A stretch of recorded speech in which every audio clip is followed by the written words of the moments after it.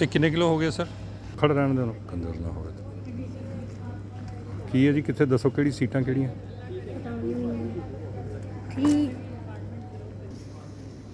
ਹਾਂਜੀ ਹਸਨ ਸਾਹਿਬ ਐਨ ਦੇਖੋ ਜਰਾ, ਆਪਣੇ ਤੁਸੀਂ ਕੁਝ ਬੋਲ ਕੇ ਦੱਸੋ ਕੀ ਕਰਨਾ। ਕਿ ਤੁਸੀਂ ਦੱਸੋ ਨਾ ਕਿੱਥੇ ਜਾ ਰਹੇ ਹੋ? ਸ਼ਾਰਟ ਬ੍ਰੇਕ ਕਿਉਂ ਆ ਗਈ? ਪਹਿਲਾਂ ਲੌਂਗ ਬ੍ਰੇਕ ਸੀ, ਹੁਣ ਸ਼ਾਰਟ ਬ੍ਰੇਕ। ਤੁਸੀਂ ਸਕੂਲੋਂ ਦੌੜੇ ਹੋ। ਪਹਿਲਾਂ ਬੰਦੇ ਸਕੂਲੋਂ ਸਿਰਫ ਫੁੱਟਦੇ ਸੀ, ਤੁਸੀਂ ਨਾ ਸਿਰਫ ਉੱਥੋਂ ਸਕੂਲੋਂ ਫੁੱਟੇ ਹੋ, ਤੁਸੀਂ ਹੋਰ ਟਿਊਸ਼ਨ ਹੈ ਸਕੂਲ ਛੱਡਤਾ ਹੈ ਨਾ? ਅੱਛਾ, ਤੁਹਾਡੀ ਆਓ, ਤੁਹਾਡੀ ਉੱਥੇ ਜਾ ਕੇ ਤੁਹਾਡੇ ਕੋਲ ਮੈਂ ਦਿਹਾੜੀ ਤੇ ਲਾ ਦੇਣਾ, ਤੰਦੂਰ ਤੇ ਲਾ ਦੇਣਾ। ਹਸਨ ਸਾਹਿਬ ਤੁਹਾਡਾ ਫੋਨ ਕਿੱਥੇ? ਤੇ ਅੱਛਾ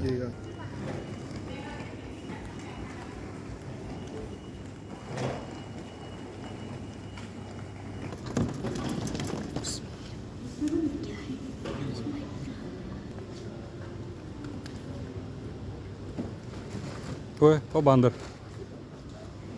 ਕੋਈ ਭੁੱਲਿਆ ਤਾਂ ਦੇਖੀ ਕਰ। ਮੇਰਾ ਵਾਲਾ ਬੈਗ ਕਿੱਥੇ? बैग नहीं है अभी। वो पापा को उधर ही आ गए। ਤੂੰ ਉੱਥੇ ਜਿਹੜਾ ਮੇਰਾ ਛੱਡ ਕੇ ਆਏ ਨਾ ਬੈਗ, ਮੈਂ ਤੈਨੂੰ ਦੱਸਾਂਗਾ। ਚਲੋ चलो ਆ ਜਾਓ। ਕੀ ਹੈ ਤੁਹਾਨੂੰ ਕੀ ਚੀਜ਼ ਦਾ ਦੌਰਾ ਪੈ ਗਿਆ? ਚੀਜ਼ ਇੱਥੇ ਲੈ ਕੇ ਨਹੀਂ ਦਿੱਤੀ ਜਾ ਸਕਦੀ, ਸਾਡੇ ਕੋਲ ਪੈਸੇ ਥੋੜੇ ਆ। ਆ ਜਾਓ। वो शॉपर में वो पड़ी हुई है कितनी चीज़ें। चिप्स चिप्स भी है, बिस्किट भी है। ਚਲੋ ਜੀ ਅੱਗੇ ਚਲੋ। बस किधर? ਤੁਸੀਂ ਚਾਹ ਤੱਕ ਨਹੀਂ ਪੀਣ ਦਿੱਤੀ ਸਾਨੂੰ। ये अपना ये चिप्स स्पीड बैग दिखाओ नहीं इसको दिखती है। चीज़ को। ਹਾਂ चिप्स लाए दो फिर बैग। ਕਾਹਦੀ ਲੈ ਕੇ ਦੇਵਾਂ ਮੈਂ ਤੈਨੂੰ? फिर और कॉफी डाल लाए।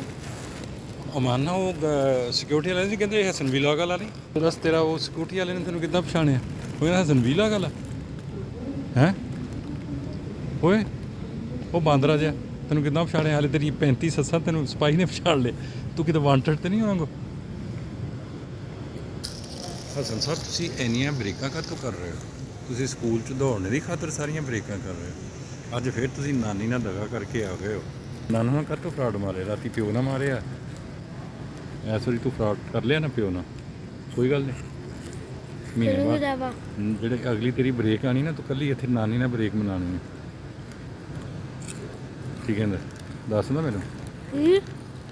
ਆ ਹੁਣ ਜਦੋਂ ਆਉਣਾ ਮਾਂ ਨੇ ਕੱਲੀ ਆਊਗੀ, ਤੂੰ ਨਹੀਂ ਆਏਗਾ। ਤੇ ਪੜ੍ਹਨਾ ਇੱਥੇ ਤੇਰੇ ਪਿਓ ਨੇ ਹੈਂ? ਤੂੰ ਕੀ ਅਵਾਰਾਗਰਦੀ ਵਾਸਤੇ ਹੈ? ਹੁਣ ਕਿੱਥੇ ਘੁੰਮਣਾ